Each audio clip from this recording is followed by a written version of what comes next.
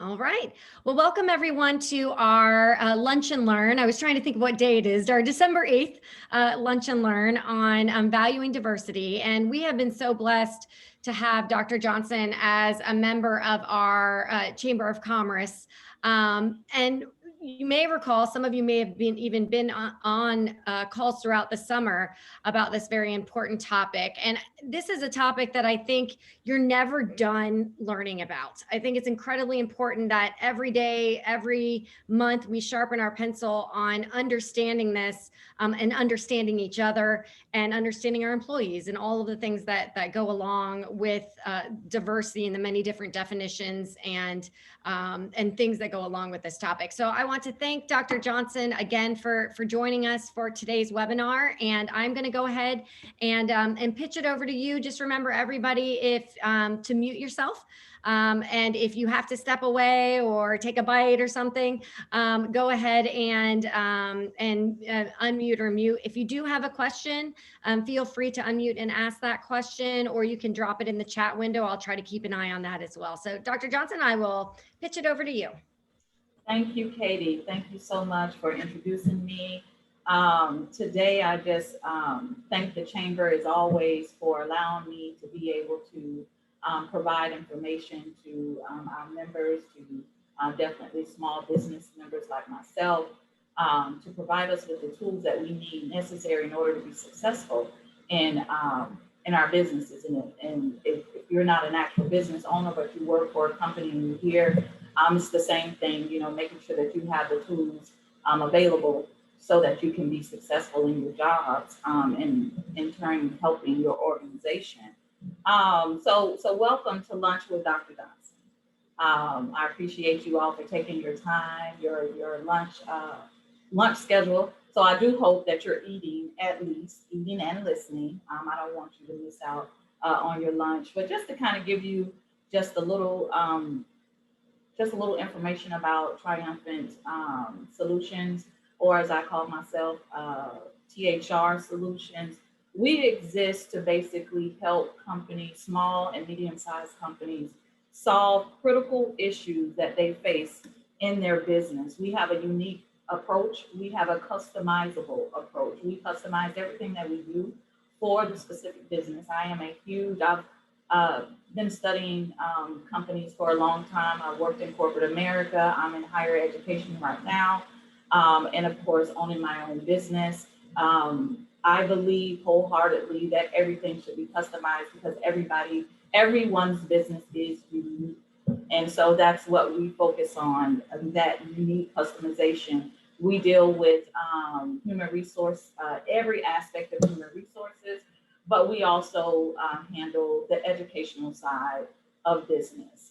Everything from training, development, all the way to even if you want to develop your own courses, we do that as well. So that's what we do here at Triumphant Solutions. And so I'm just going to jump right into our topic today. Our topic is value and diversity. And I'm so glad that Katie said what she said in the beginning. You cannot get too much of this information. You cannot ever learn too much.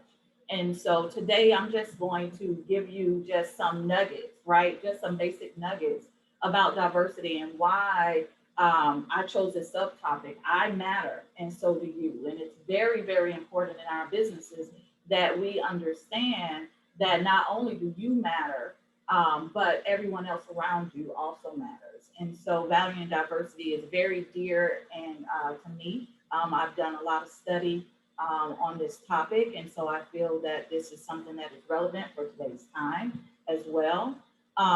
So let's just jump right in.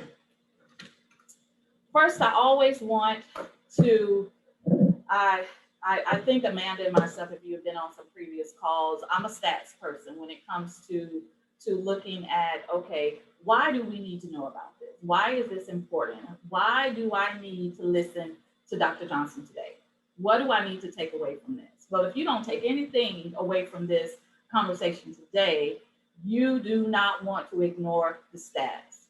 And the stats tell us that ethnically diverse companies are 33% more likely to outperform companies that are not diverse. As you can see here, non-diverse companies are 29% more likely to underperform. So you can ask yourself, in reference to the company that you work for or the business that you own, how diverse are you? You know, are you moving toward, I mean, do you see where your company has taken strides to become more diverse? Can you think about where you may have been, but this is where you're trying to get to? And this is some of the things that we'll talk about today. Statistics also tell us that 67% of job seekers said a diverse workforce is an important factor. I'm going to throw something out to you later today, later in my presentation, but this term has always stuck with me. I heard a researcher say that this generation is colorblind, and we have to be aware of that, especially as we continue to grow in our companies. And then 57% of these employees think their company should be doing more to increase diversity. Now, this is statistics that come from SCORE, and it's a recent survey that has taken place. And so these are relevant numbers. These are important numbers. These are numbers that should make you think, you know, about your specific organization. And so today, I want to talk to you about the importance of value and diversity in your actual workplace. We're going to talk about something that's not necessarily always talked about, but cultural competence. I'm huge on cultural competence and the importance of cultural competence. And then we'll also look at how you can develop cultural competence in your organization. Because what we'll learn today is that diversity is way more than the norm. If you look at this diagram here, and I hope it's big enough for you to see. But when we initially think about diversity, we tend to think about what's in the blue, right? Age, sexual orientation, ethnicity, race, gender, those basic things that you hear people talk about a lot. But look at what's around it. All of those things as well make up diversity. So as we could see, diversity is a reality, and it's all connected. Not only are all of these different areas connected, we are all connected in some form or fashion. We are all connected. So value and diversity, it really means that we are accepting, and I'm going to throw out some words here today that I really hope you take to heart. It's about accepting and respecting differences between and within cultures. Keywords being accepting and respecting. You're going to hear me say these terms quite often as we go through the presentation. Now, this is important in the workforce because people have to work together. The only way for a company to be able to accomplish their goals, the most important strategy that you could do is to work together, to communicate, to work together, to get things done. So the point is that we need each other, right? I need you, you need me in order to be successful, in order for my company to be successful. In order for me to be successful in my job, I need you and you need me. So organizations today, what they're doing is they're realizing that they must improve their cultural competence. Not just diversity. We hear that a lot. Be more diverse, be more diverse, be more diverse. No, we're talking about improving your cultural competence. If we don't, the world will evolve around your company, and you will be locked into what is called cultural gridlock. That's a term I didn't come up with it, but I took two words and put them together, right? Cultural gridlock. You do not want to be caught. Your company, whether it's a company that you work for or whether it's a company that you own, you do not want to be caught up in this cultural gridlock. So value and diversity is all about thinking differently. Everyone does not think the same. If we all thought the same, we wouldn't benefit anyone. It's about recognizing and exploring those differences. Understanding that, hey, I may not think like Katie, or I may not think like Amanda, but that's okay. I recognize that, and I'm going to see what they have to offer, what they think, and why they think the way that they think. And then appreciate those differences to be able to use those differences. And most importantly, here's that word again, respecting those differences, even if I do not agree with it, even if it's not the way that I do things, even if it's not the way that I've been, you will hear people say all the time, that I've been raised, right? I don't agree with that because that's not the way I came up, No, valuing diversity is being okay with the fact that everyone is not the same, but everyone has value. That is what, to me, value and diversity really, really means, right? So if we look at this quote that I have here, there's some scholars that came up with this quote, but I thought it was very befitting. Acknowledging and valuing diversity means more than celebrating food or holidays. Listen, I worked for a company for 15 years, corporate America, I was there, right?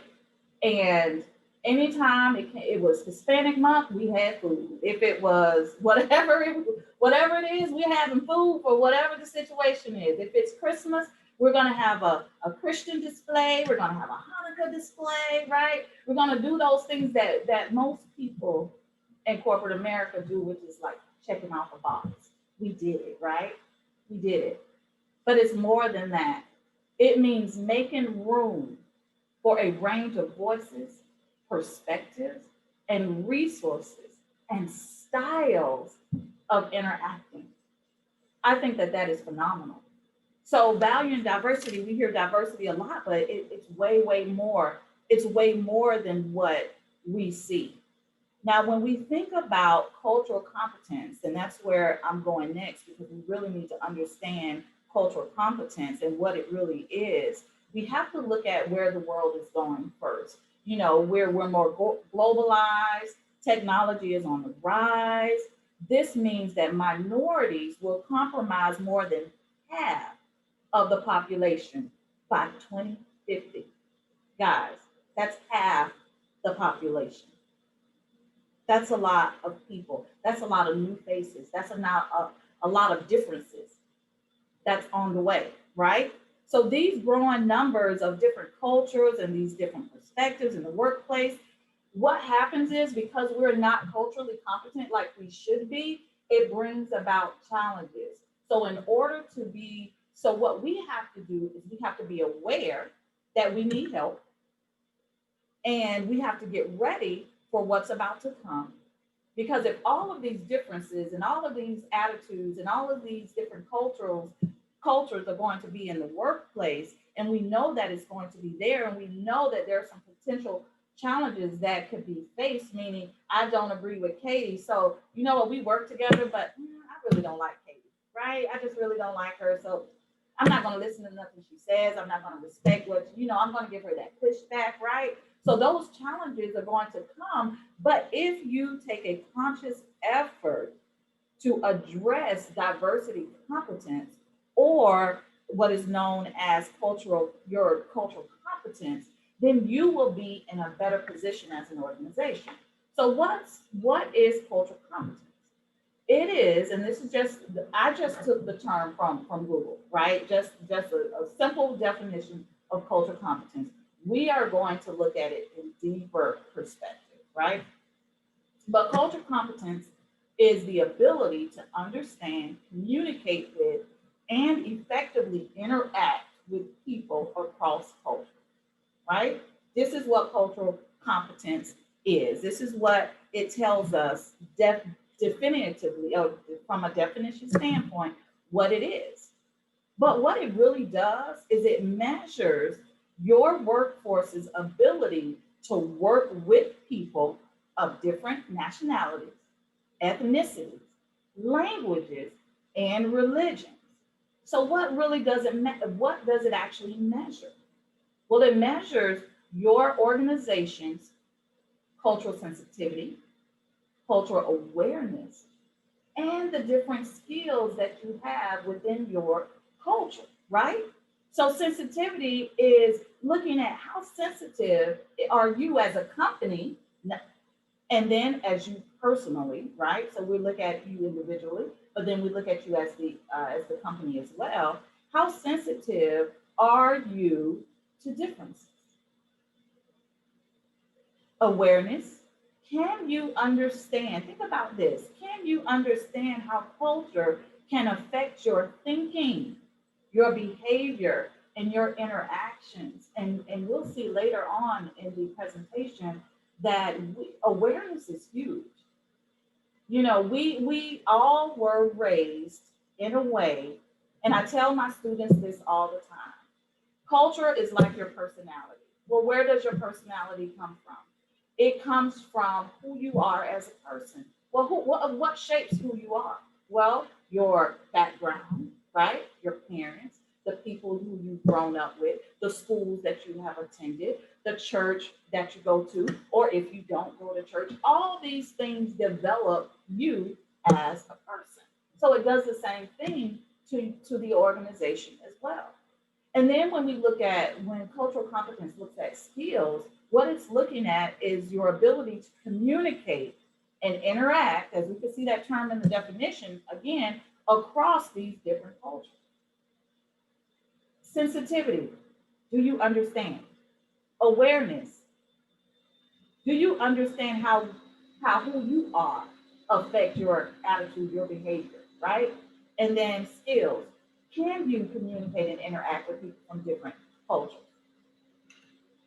So when I think about cultural competence and I dig a little bit deeper into it, and I think about the ability to be able to think and feel and act in ways that acknowledge, that respect, that build upon ethnic and sociocultural, because we have to think about that too. Think about when people interact with people from different cultures. And this is, guys, what I'm saying here is all in the research. I'm not making anything up. We have some typical reactions when we interact with people that are not like us. And these are just some basic ones that I want to throw out here. Rejection. You automatically reject someone that's not like you. You put up a screen, you might be polite still, right? Because we still got to work with you. I still got to look at you every day. But I can really reject kind of what you say in different ways, right? It might not be blatant, but I can still reject you, as a person. Understanding. There's no level of understanding. We kind of put up that shield, and we don't have any understanding. So it might come out in forms of pushback, right? And then tolerance. Do we tolerate people that are not like us? Or do we just automatically just, brush them off? We tolerate them just enough, right? Do we fully appreciate someone who's different from us? Do we appreciate their perspective? Do we appreciate who they are as a person? Do we appreciate that their culture handles things in a certain manner? I'm a TV buff, so I've been watching. I'm a binge watcher too, guys, because I rarely have time to watch TV. So when I do watch TV, because watching TV is my getaway in my mind, because I got so much going on all the time. But when I get away, I watch TV, and now I'm binge watching Bones. I don't know if you guys remember this old show from the early 2000s, Bones and Booth, right? And so while I'm watching this show, I'm really thinking about this term of fully appreciating. Because in order for Booth and Bones to work together, they had to appreciate that they were both different. They come from different backgrounds. They do things differently. But in order for them to work well, they had to come to grips that, hey, I'm not like Booth, I'm not like Bones, but we need each other in order to catch these bad guys, right?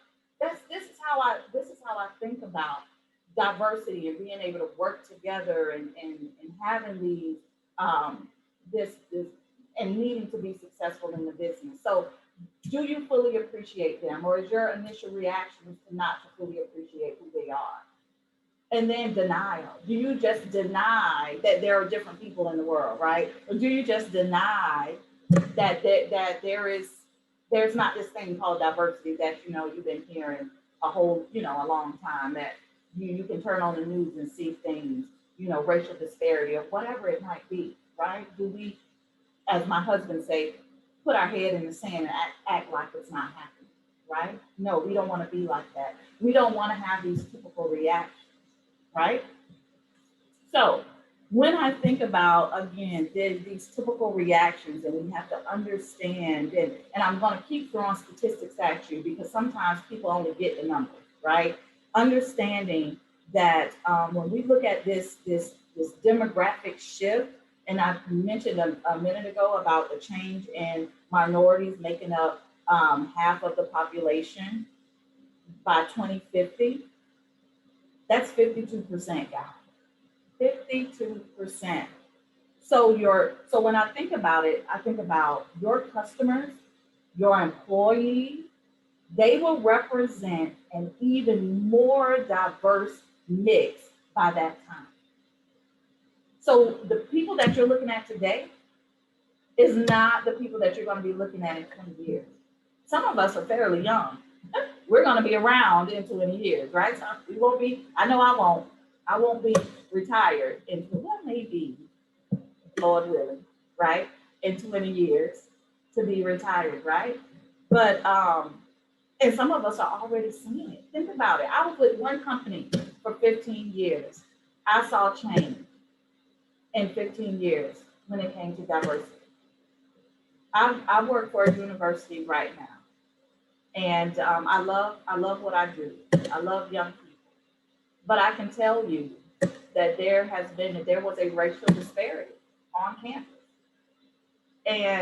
But I have seen change in the last 10 years that I've been here, right? So changes are happening. It is coming. And we just got to be ready for it, right? We got to be ready for it. And I mentioned a minute ago how this generation is colorblind. So we have to understand that we have to embrace this diversity, because my children and your children or your grandchildren, my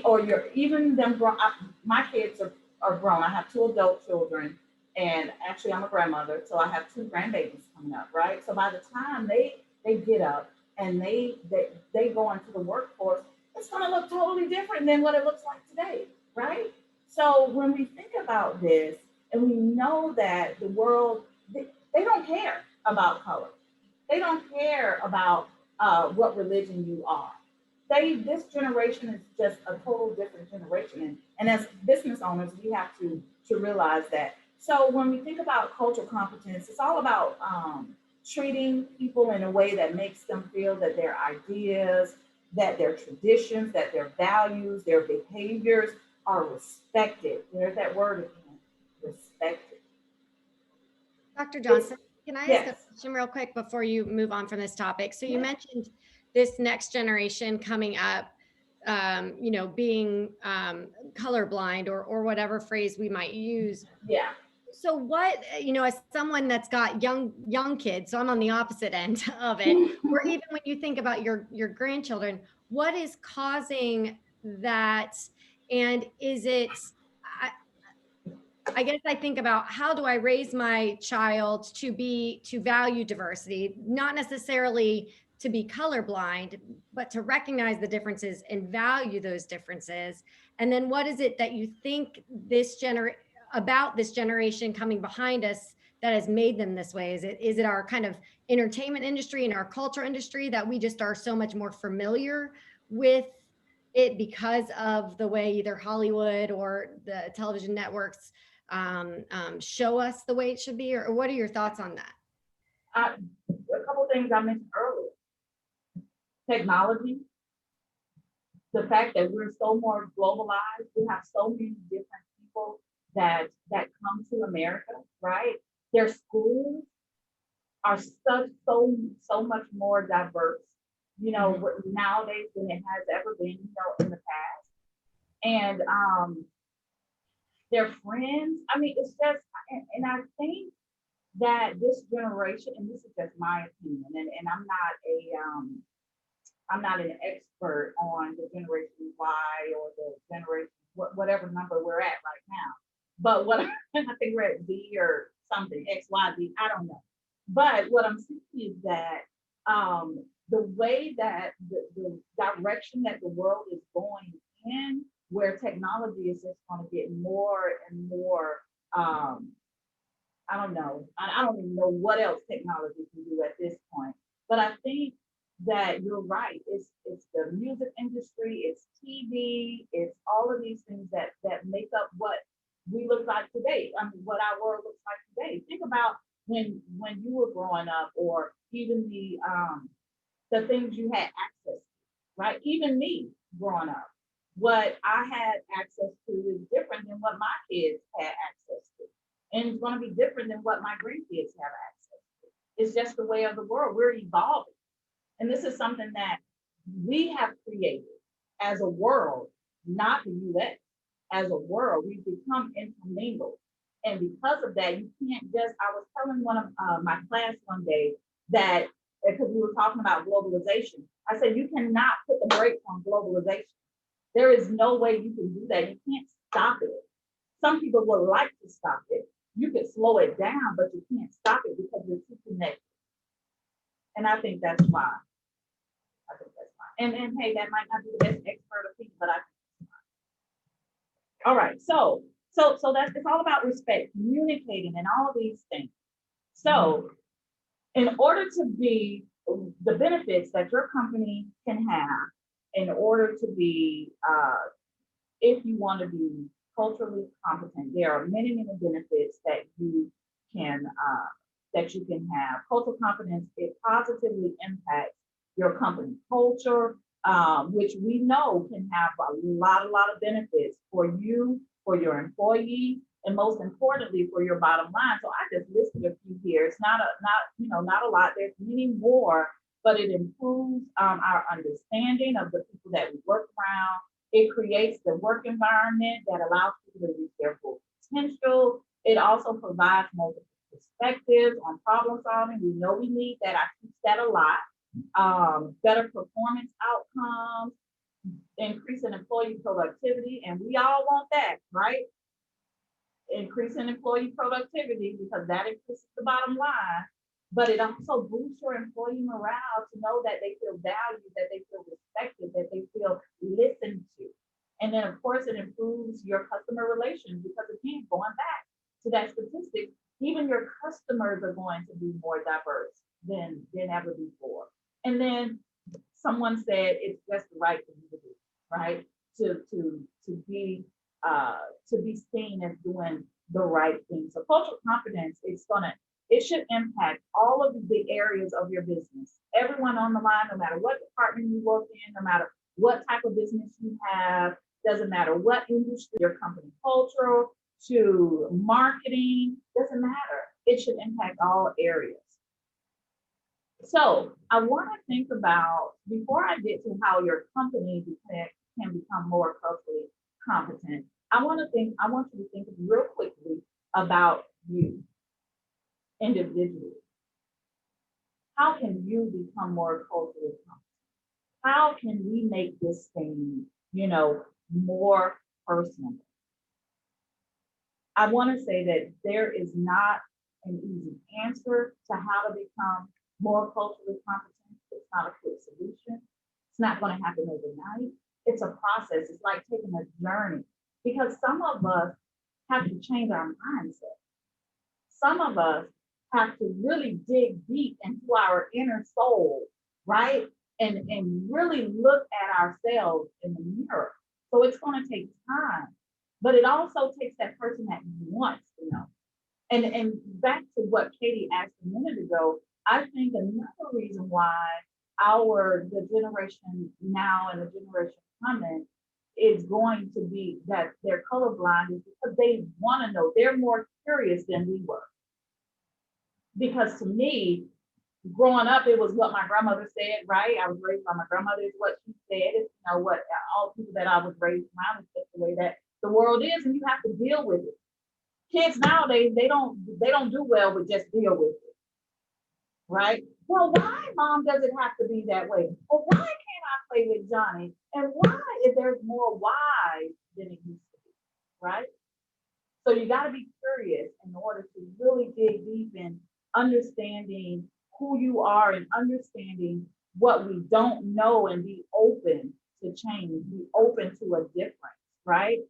So most people don't like talking about diversity in the workplace, not because they don't think it's important. I believe, and again, you can quote me on this, don't quote anybody else, you can quote me on this. I believe it's because people are scared they're going to say the wrong thing. And they don't want to be seen as saying the wrong thing. Oh, she's black. Oh, well, I can't say that, or, he's a Christian. Oh, well, I can't say that. And so in order for you to be okay in the workplace, you just say, what, we're just not going to say that. I don't want to say the wrong thing. I don't want to offend anyone. Well, good luck with that.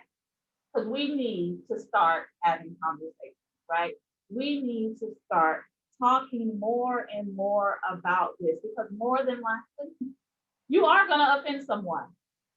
But it's not just the offense that makes a difference. You can offend me all day, right?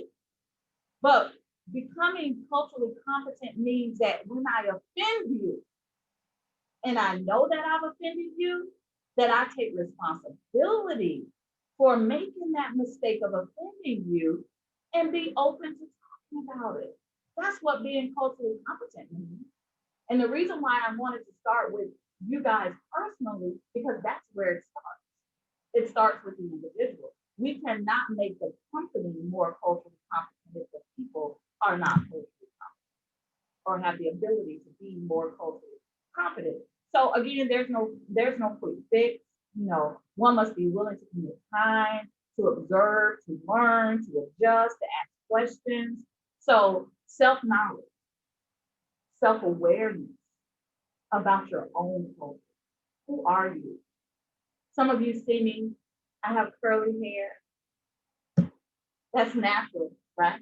That's me, all natural. That's what I tell my students. You look different today, because it's me, all natural, right? But it took me a long time to embrace my natural hair. I always wanted long, straight hair. So I wanted to look like everybody else. But I had to understand who I was. Man, you gotta be. I don't went deep, because I said you have to be. This is me talking to myself. You have to be aware of who you are, your own culture, because that's what makes you you. That's what makes you important. And I say that to everybody. That's what makes you you. So be self-aware of it. Be self-aware of your background. Be aware of your own cultural worldview. Here's where we get mixed up, because our perceptions are shaped by our view of the world. Our view of the world, not nobody else's, our view of the world. So our worldview is learned through what I've already stated before: socialization, our childhood, our adulthood, this whole constant reinforcement of the culture that we live in is what shapes our worldview.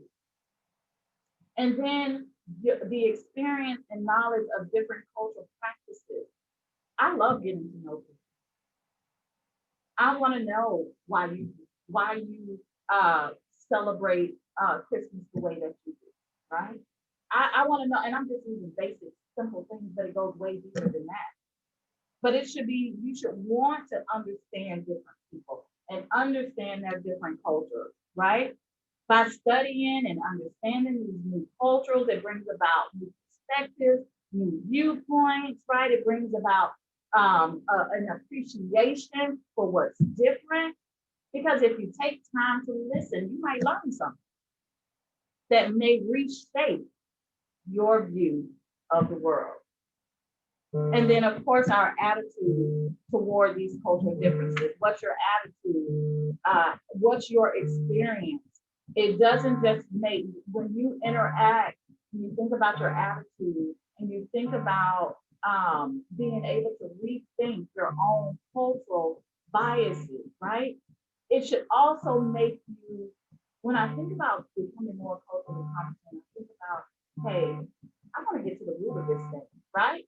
I want to understand why, the why, and the why, right? To get to the root of things is very, very important, because when we do this, we change our own biases.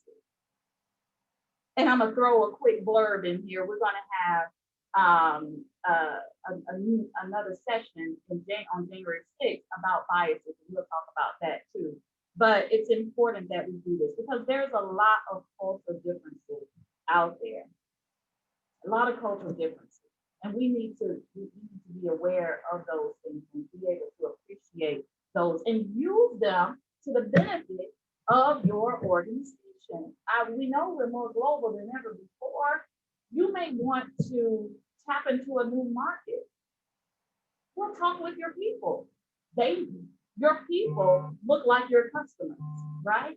So you find out, you talk with them, you figure out, have a different attitude about cultural differences. So what's the next step? You say, okay, now Dr. Johnson's gone through all of that. Okay, so what do we do next as an organization? Remember, first I want to say, go back to what I said before, this is the process. This is the journey, it takes time. There's a lot of steps to this, right? And we're gonna briefly go over them. We'll briefly go over them, but I'm here for you for more detail, more customizable things, but we'll talk about that in a minute. But so what's the next step? You always want to get a group of people together who represent different levels of the organization, but different people who are curious, people who want to change, people who see that there needs to be a need for it in the company, for the betterment of the company. You're not talking about you. At the end of the day, it's about how we can succeed as a company. So get a group of people together. You know, I know in higher education, it's all about communities, right? But I've been in corporate America, and it's all about committees too. Everywhere, no matter where you go, it's about putting and forming a committee together. You need to have somebody who's going to champion the initiative. Somebody who's going to champion that initiative. And then you got to develop the support in the organization. You got to get buy-in, not just from the people that's in the committee, but you got to make people want it and believe in it, and you want to talk to them about it, and you want to get buy-in to say so that people can see that this is very important. And then you want to identify the cultural groups that you want to be involved in this process that we're going to take. Looking at the different groups, who needs to be involved in the planning, right? Who needs to be involved in implementing the new things that you come up with? Who needs to be involved in reinforcement? Respect for these cultures is going to be critical in the success of becoming culturally competent. Being able to respect them without, I want you to write this down if you're writing notes, or if you go back and listen, respect without assumptions of superiority or inferiority. Because we get caught up on, because I'm your boss or I'm the employee, you know, I'm not respected. We have to get away from that because we're all in this thing together. And even though I may be your boss, I may be your direct report, I may be your team lead, I may be the head boss, I still need you in order to succeed. So we got to get rid of those assumptions, and we got to get rid of those complexes of inferiority or superiority, right? And then we have to look at barriers. What could hinder the process or the progress? Because you know you're gonna have those people, right? You're gonna have people that's not gonna want to hear, that's gonna want to slow the process down. You're gonna have those people, but you got to be willing to listen. Because if you take the time to listen and understand people, that's the most critical piece. being able to listen to everyone. It's a major part of this thing. Being sure, though, because you want to listen to people inside and outside of your organization. I am huge with bringing outside people in anytime it's about diversity. That's why I have made it my point to research, to study, to become an expert on this, because I believe that I can help, other people can help, right?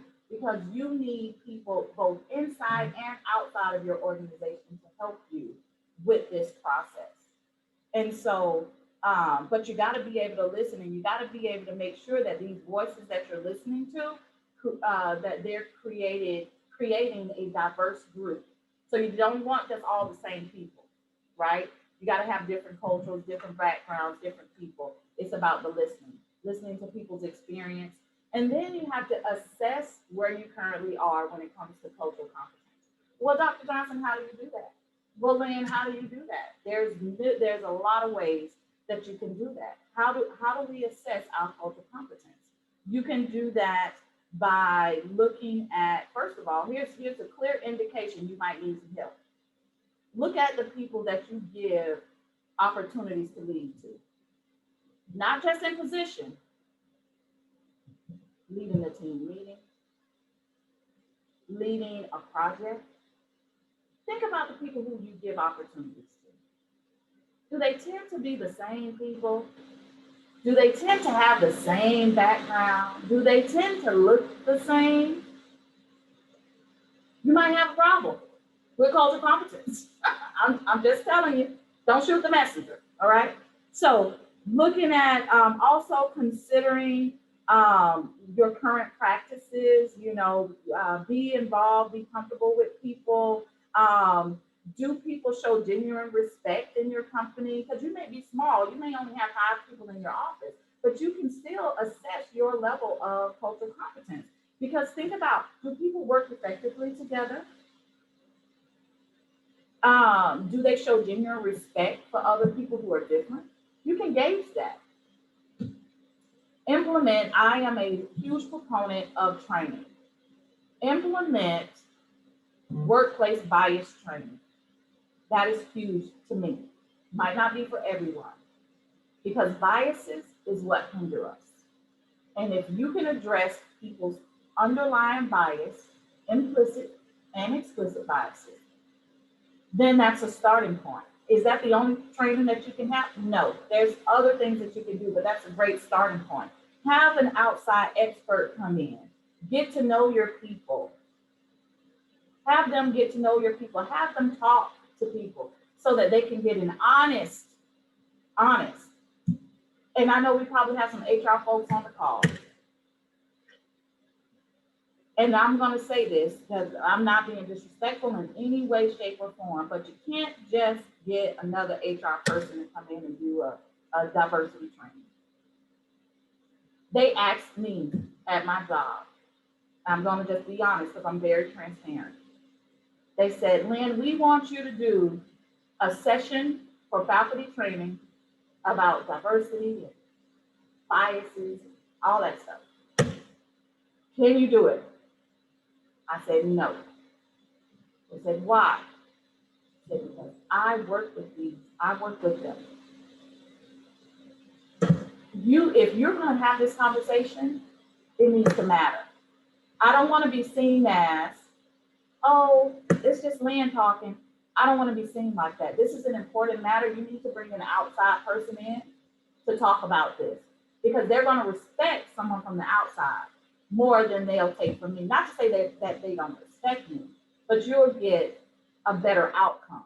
And that's just my opinion. So no disrespect to no one, because you may have someone in your organization that is very capable of doing this type of training. But my opinion is to bring somebody else in. Identify resources that you need from your assessment. That's what you want to do based on what you've assessed or your cultural audit, that you're going to look to find out what resources you need and get them if you can. And then develop your goals, develop your implementation steps and deadlines to reach it. So for instance, If one of your goals is to have that implicit bias training, go ahead, set it, put it in the goals, set a date, set a time, make sure it's done, right? And then you must commit to ongoing evaluation to make sure that you are actually making headway, that you are actually doing what you said that you are going to do. And then you got to be willing to change. That's being willing to change should have been number one. I should just revert that. That should have been number one, right? Being willing to change is the ultimate. If you're not, if it's just to check off a box, I wouldn't even do it because you're going to be wasting time, effort, and money if it's just to check off a box. And that's what employees want to see. That's what employees want to see. So studies show that to get true buy-in, as I said before, it's about bringing somebody else in, helping you assess your organization. It's important. So my last slide here, I'm gonna read it to you. To really change, an organization has to commit to continuing programming, evaluation, and the creation of a place that is inclusive to all cultures and celebrates diversity. Celebrates diversity. Being culturally competent means changing how people think, period. How I think about you and how you think about me. Changing how we communicate. Changing how we operate. It means that the structure of your organization, the leaders in your organization, the activities in your organization must reflect the values of the people that work for you. It must represent the different perspectives of the people that work for you, the different styles of the people that work for you, and the different priorities. So changing how your organization looks is only the first step. It's not just about, hey, okay, I'm gonna have some Asian people, and I'm gonna hire more women, or I'm going to it's not, I'm gonna hire a little bit more older people. It's not just about the way we look. It's about the way we interact. It's about the way we respect each other. It's about the way that we view other people's perspectives. It's about the way that we communicate. That's what it's about. That's the difference between just a diversity initiative and really truly becoming culturally competent. Because we want to be, as an organization, we want to succeed. We want to make, we want to make money. I tell my business students all day, hey, at the end of the day, it's about making money. But if you take care of your people will take care of you. And that's the part of being culturally competent. That's all that I have. I am here for you, Triumphant Solutions. I'm going to pitch myself right now. I'm open. I put my website here. I put my phone number. You can contact me. I'm willing to do one-on-ones. I'm willing to come out to your company. I'm willing to do Zooms. That's what, hey, I've become a master at this Zoom thing. So I'm willing to do Zoom presentations for you. I'm here to help the small business owner. And even if you're not, even if you're a Publix or a Certicate or whatever, I am here to help you. And I'm local. That's what I like about it. And so thank you for taking the time to listen to me today. I hope I gave you something that you can take away that will help and benefit your company. I know we had some questions ahead of time, so I can answer those questions, and if you have any other questions. But I will say this, specific questions about your company. The reason why Triumphant is unique is because everything is customized, like I told you in the beginning. I cannot give you a true, honest answer if I do not know anything about your company, all right? But other than that, I can definitely answer any general questions that you may have. Thanks again. Thanks, Katie, as Thank you always. so And much, Amanda, Dr. I know she's on mute, but thank you. Yes, thank you so much, Dr. Johnson. I think you addressed most of the questions that we talked about ahead of time in terms of the types of training and how often you should do them. And I think it goes back to what you just said, is that it really depends on the company, the size of the company, you know, frankly, the diversity of the company in terms of various different levels and things of that Exactly. nature. But I wanted to open up. Is there anyone on the call that has any specific questions for Dr. Johnson? And you are muted, so just unmute yourself and ask that question.